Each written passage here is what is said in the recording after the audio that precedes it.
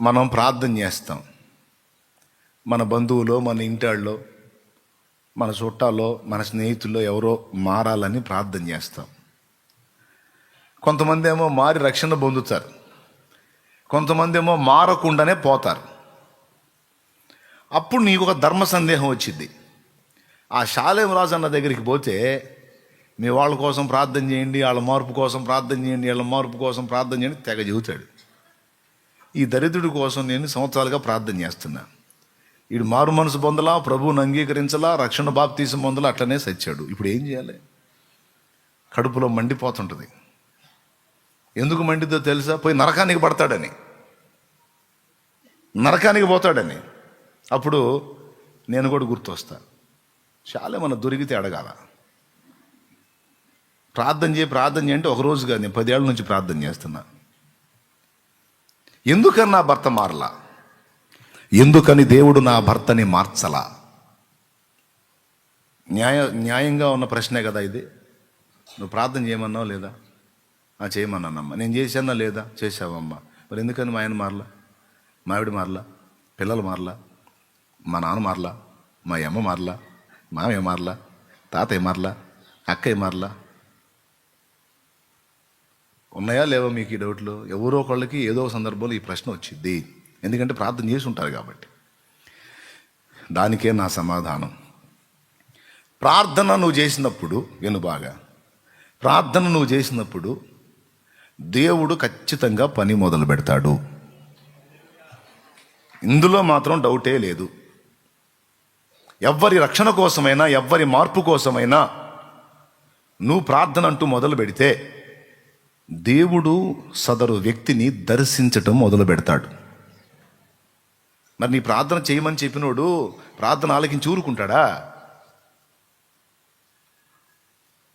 దర్శించడం మొదలు పెడతాడు. దర్శించడం మొదలు పెట్టినప్పుడు కొంతమంది ఏమో బెండ్ అవుతారు, కొంతమంది ఏమో కఠినపరుచుకుంటారు. ప్రభా ఎట్లనన్నా బలవంతం పెట్టి నువ్వు మార్చు ప్రభా అంటానికి రూల్స్ ఒప్పుకోవు. ఎట్లనన్నా ప్రభా నువ్వు బలవంతం పెట్టి మార్చేసే ప్రభా అని నువ్వు ప్రభువుని బలవంతం పెడితే ప్రభు వాడిని బలవంతం పెడతాడు. కాస్త చూడరా, ఇటు చూడరా అని. అయినా వాడు మొరాయించి మనసును కఠినపరుచుకొని సాతానుకే అవకాశం ఇచ్చి దేవుడిని పదే పదే తిరస్కరిస్తే దేవుడు వాడిని బలవంతం పెట్టి మార్చడు. అదేంది? విశ్వాసం ద్వారా సమస్తము సాధ్యమైద్ది కదా. నువ్వే చెప్పాక విశ్వాసం ద్వారా సమస్తము సాధ్యమైద్దని. అట్లయితే నేను సైతాను కోసం ప్రార్థన చేస్తా. ఏమని? ఆ ఒక్క దరిద్రుడు మారిపోతే ఈ భూమి మీద దరిద్రమే ఉండదు కదా తండ్రి. నేను విశ్వాసం ఉంచుతున్నా ప్రభా, నువ్వే నమ్మమన్నావు, నువ్వే విశ్వాసం ఉంచమన్నావు, నేను విశ్వాసంతో ప్రార్థన చేస్తున్నానండి. ఇప్పుడు నా విశ్వాసం సైతాను మార్చిద్దా? కరెక్టేనన్నావు. నా విశ్వాసం దెయ్యాలను మార్చిద్దా? దేవుడు ఏమన్నా సైతాను బలవంతం పెట్టి మారుస్తాడా? అరే వాడు విశ్వాసం ఉంచాడు, నువ్వు మారాల్సిందేరా అని ఏమన్నా బలవంతం పెట్టి వాడికి బాప్తీసం ఇస్తాడా? ఇస్తే వాడు పొందుతాడా?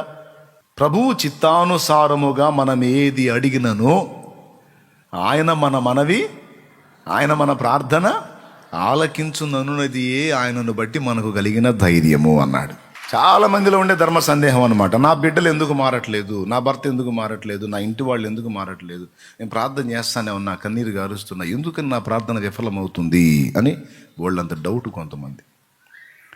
ఒక్కడు చెప్తా, నువ్వు ఎప్పుడైతే నా భర్తను దర్శించు తండ్రి అని మొర్ర పెట్టావో, నువ్వు నీ భర్త రక్షణ కొరకు, నీ భార్య రక్షణ కొరకు, నీ పిల్లల రక్షణ కొరకు ఎప్పుడైతే మొర్ర పెట్టావో కన్నీళ్లతో, ఆ మొర్ర పెట్టిన మొదటి రోజే అది దేవుని దగ్గరకు పోయింది. ఉత్తరం వేస్తే, హైదరాబాద్ నుండి ఉత్తరం వేస్తే పేటకు ఒక వారానికి వచ్చినట్టుగా పోదు. దేవునికి స్తోత్రం, హల్లెలూయా. నా చిన్నప్పుడు ఉత్తరాలు వేసుకునేవాళ్ళం. ఎప్పుడో చేస్తే ఎప్పుడుకో వచ్చేది. ఒక్కోసారి ఏవేవో బ్రేకులు అయిపోయి నెలకు వచ్చేది.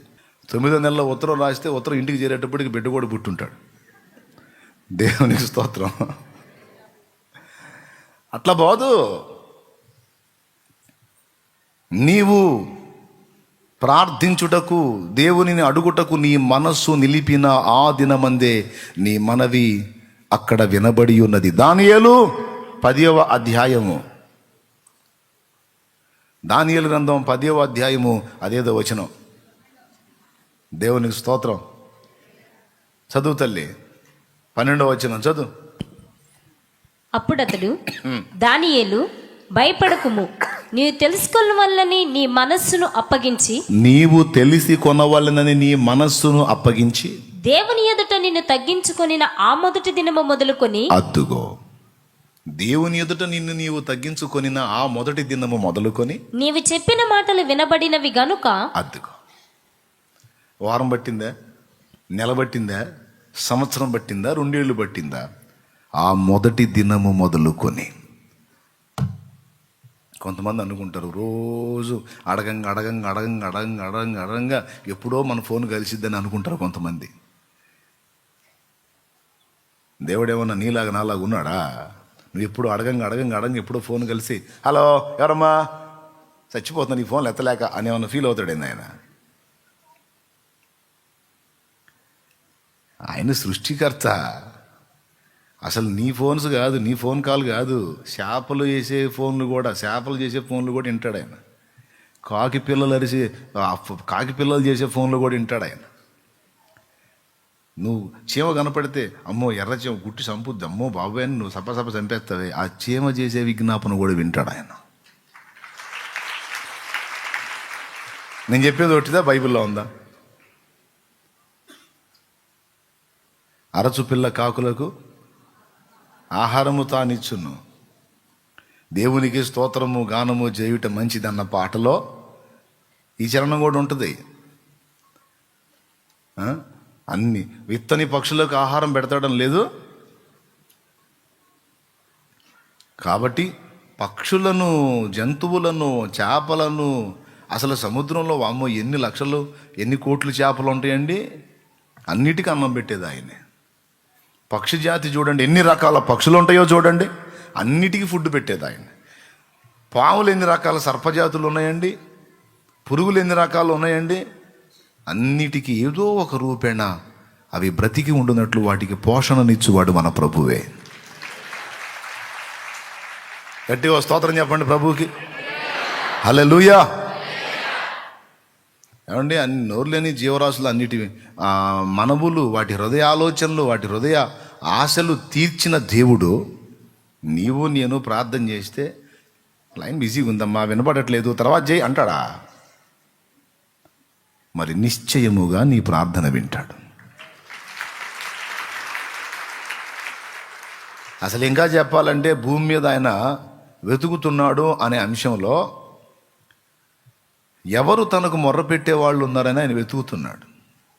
పొద్దున, మధ్యాహ్నం, సాయంత్రం, మధ్యరాత్రి అన్న భేదం లేకుండా అసలు ఎవరు వెళ్ళి ఆయన ముందు మోకాళ్ళుని ప్రభువా అని పిలుస్తారు అని ఆయన కన్నులు ప్రార్థించే వారి వైపు ఉన్నాయి.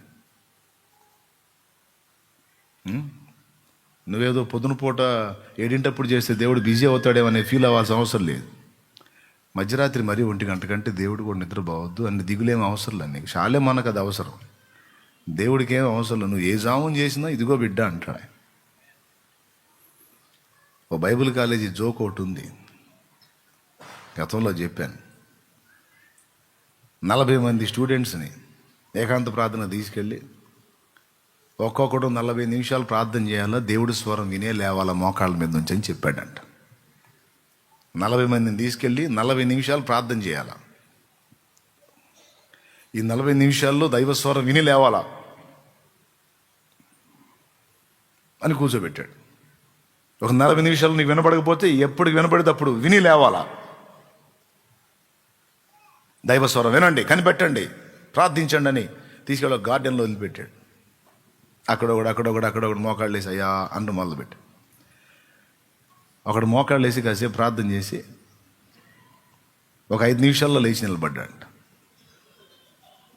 ఏమనైనా నువ్వు లేచి నిలబడ్డావు అంటే దైవస్వరం వినబడింది పాస్టర్ గారు అన్నాడు. దైవస్వరం వినబడింది సార్ అన్నాడంట. అవునా, ఎంత గొప్పడివిరా, వెంటనే కనెక్ట్ అయ్యావు దేవునికి, ఇంతకేం మాట్లాడాడు అన్నాడంట.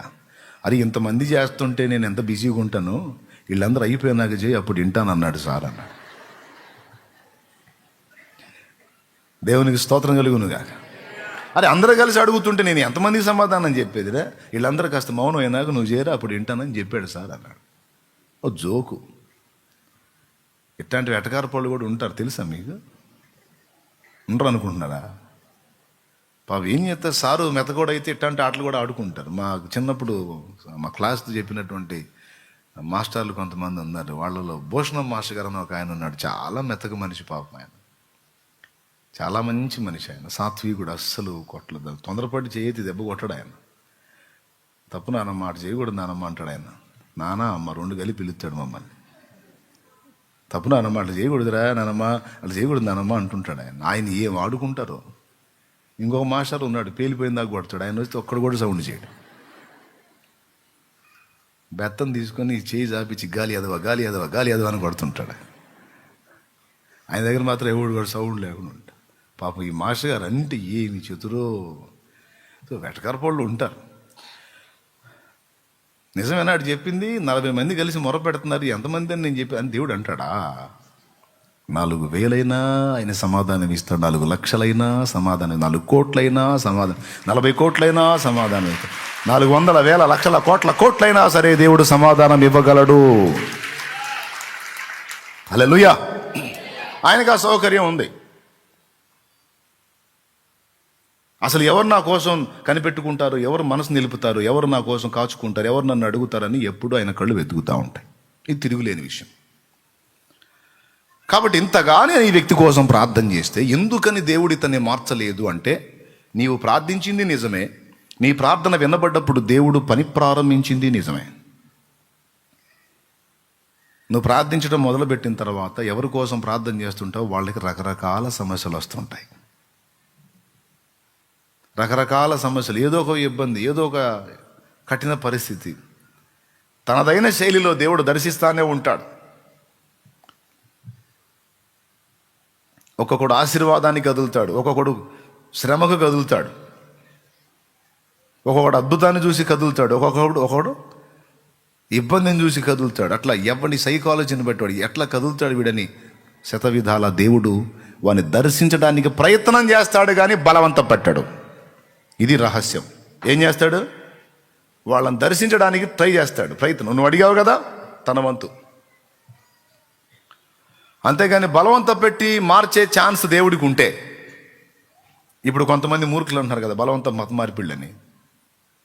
నిజంగా బలవంతంగా ఒకరిని మార్చే ఛాన్సు దేవుడు తీసుకోగలిగితే అందరినీ సైతాన్ గాని కూడా మార్చిపడేయచ్చు. లాజిక్ అర్థమైందా? కానీ అట్లా తీసుకున్నాడా దేవుడు?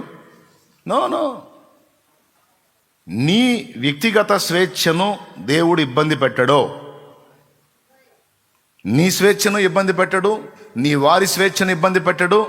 నువ్వు సైతాన్ గాడి వ్యవహారం తెస్తే వాడిని కూడా ఇబ్బంది పెట్టాడు. నువ్వు దయ్యాలు దురాత్మల వ్యవహారం తెస్తే వాళ్ళని ఇబ్బంది పెట్టాడు. స్వేచ్ఛ ఇచ్చాడు.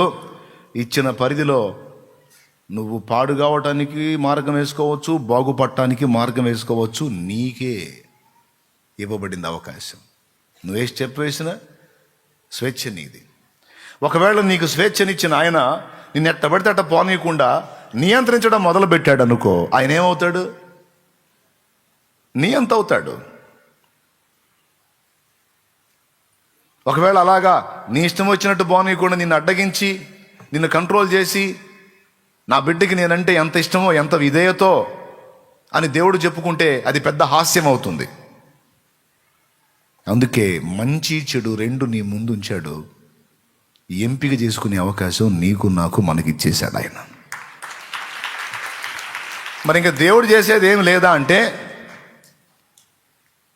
కొన్ని రకాల ప్రతికూల పరిస్థితుల్ని అనుమతించి, కొన్నిసార్లు బుద్ధిహీనంగా మనం చేసిన వాటి ఫలితం మన మీద వేసి, మనం ఆలోచిస్తామేమో, దెబ్బ తినన్నా సిగ్గు తెచ్చుకొని మార్పు చెంది సరి చేసుకుంటామేమో అని అందుకు గాను కొన్ని ప్రతికూల పరిస్థితులు అనుమతించి ప్రయత్నం చేస్తాడు దేవుడు. భూమి మీద మానవులందరూ నశించిన స్థితిలోనే ఉన్నారు, కానీ అందరినీ ఆయన రక్షించడానికి అవకాశం లేదు.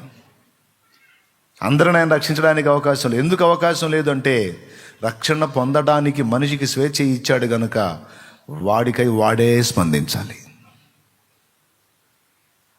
అందరిని రక్షించడానికి ప్రాణం పెట్టాడు. అందరూ నా రక్తంలో పాపాలు గడిగేసుకొని మొత్తం నిత్య జీవానికి రమ్మని పిలిచాడు. పిలవటం వరకే, ఎవడికి తాడేసి లాగడు.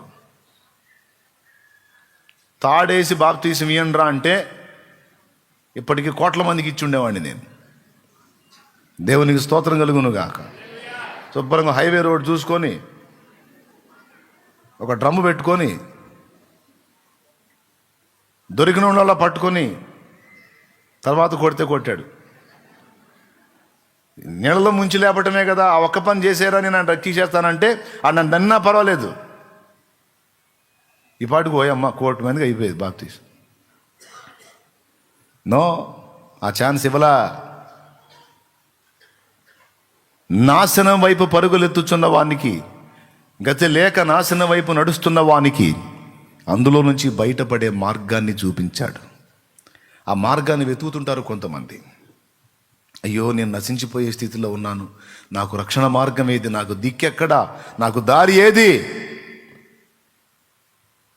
నా బ్రతుకులో నెమ్మది ఇచ్చేవాడెవడు, సస్తే నన్ను నిత్య జీవానికి చేర్చేవాడెవరు అని ఈ నశించే స్థితిలో ఉన్న మనుషులలో కొంతమంది వెతుకుతారట.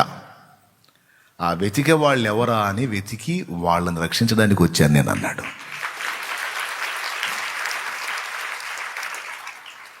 అర్థమైందా?